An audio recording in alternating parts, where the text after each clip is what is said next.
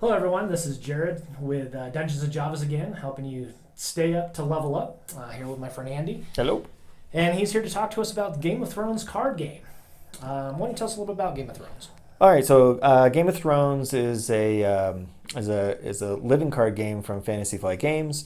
So living card game, we won't get into too much about the differences, but essentially it's like Magic without the collectability part, like the blind purchase.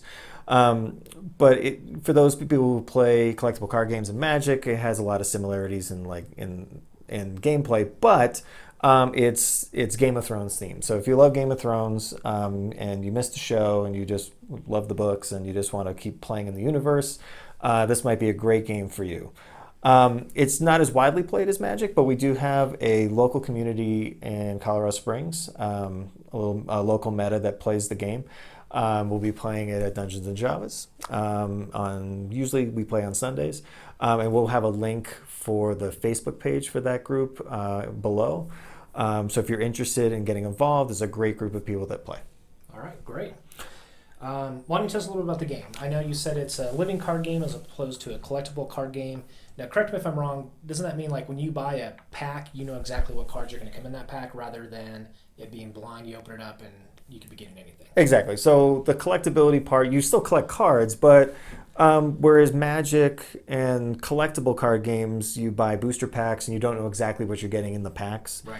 You have to buy a bunch of packs and open them up, and some people love to do that. But for me and a lot of people, we just don't want to do that anymore. So Game of Thrones has a core box, and in the core box, there's like a learn to play guide and a rules reference, and there are 8 playable factions. So I know we'll kind of talk. So in the game, you pick one of the houses of Westeros, so the Starks or the Lannisters or whoever it is you want to play, and you build a deck just like you would in Magic with a pool of cards. The core box is about $40, and you get a little splattering of all of the factions. Okay. Then they have monthly packs that come out, which adds in new cards into the game. So you can just keep collecting cards and building decks and so forth and so on. When the new packs come out each month, now does it have cards for all the houses in there, or is it specific for each house? Yeah, there's a few cards for each house. There's 60 cards in a pack, and the nice thing is too, because when you build a deck, you can have up to 3 copies of a card in the deck. It'll include three copies of each card. Okay. So when you buy the pack, you just have to buy one, and then you've got 3 copies of each of those cards. So by the end of a cycle, which is usually 6 packs worth of cards, Right. you will have. There's a whole bunch of cards that you get to have. Right. So you don't get one card in the pack and then have to go on eBay to buy the other 2 to try to have them in your. Exactly. You're not buying single cards. You can actually even QR code the back of the pack. Oh. If you have the app on your phone, and it'll just tell you exactly what cards are in there in images. So you can just kind of look and see which ones you want. Fantastic. So the game. We'll talk a little bit about gameplay. So Game of Thrones is super thematic. So if you read the books and watched the show, you have you'll notice right away that there are some really cool game mechanic interactions in this game, which are different than things like Magic. The number one thing that's very different. So when you play the game, you'll pick a faction. So say the Starks, and then you'll have an agenda that goes with it. You'll pick an agenda, and it modifies how you build the deck. So you could, for example, let me take one of these cards out. You could decide to play with House Stark, and then you could take the House Lannister, flip it over, and there's an agenda called Banner of the Lion, Okay. which means when you build a deck, you're building with Stark and Lannister cards. You're like dual building. That's like the simplest way. The more complex way comes with some of the packs where you would choose an agenda like the Kings of Winter, which will modify heavily how you have to build the deck in order to build your particular deck and your play style. So that's a really cool way to deck build. What makes the game really unique is that you play with two decks. You have I have a little sleeve, but you have your 60 card play deck, which you build based on your faction card and agenda.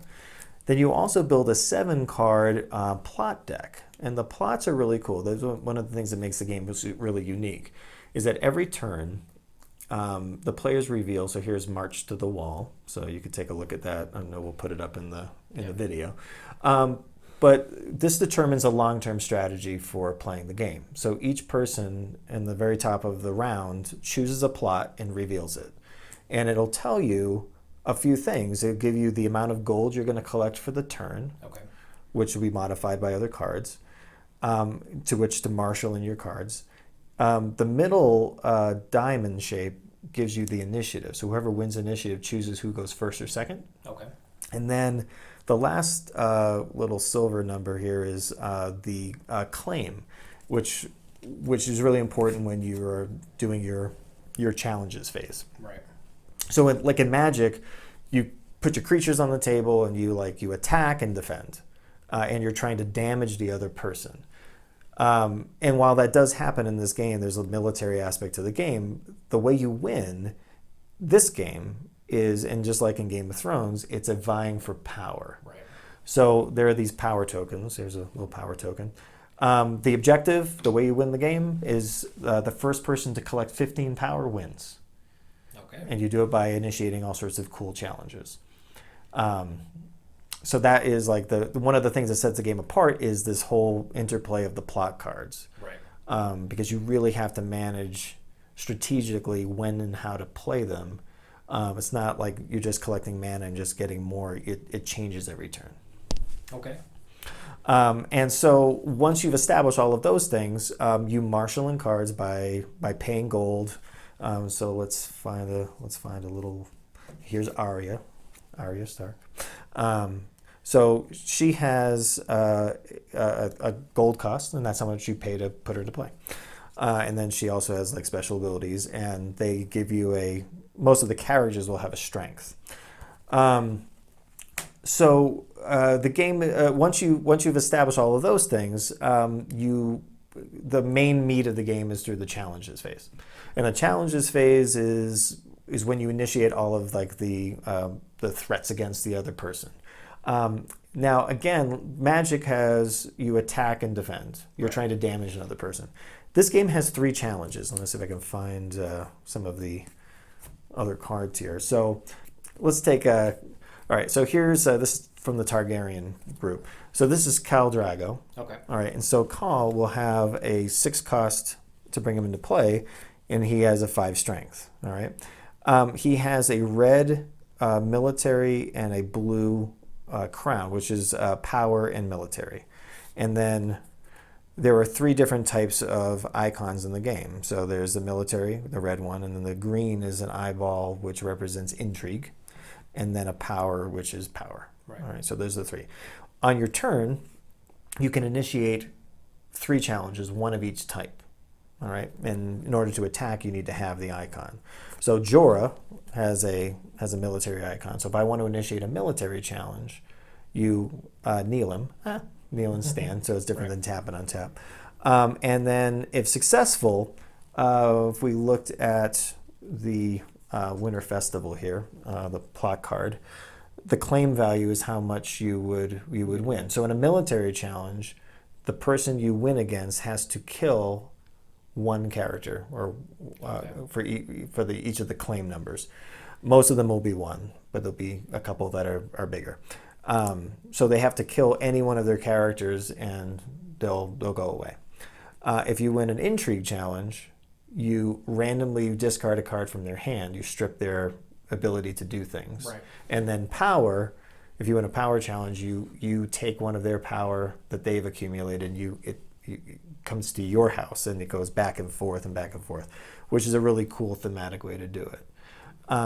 One of the other cool aspects of this particular game is, so we'll take Jorah here. Jorah is a unique character, and they have a little symbol, a little star symbol next to their name. And so what that means is that when you kill a character, there's a dead pile, just like Game of Thrones. You win or you die, right? All men must die.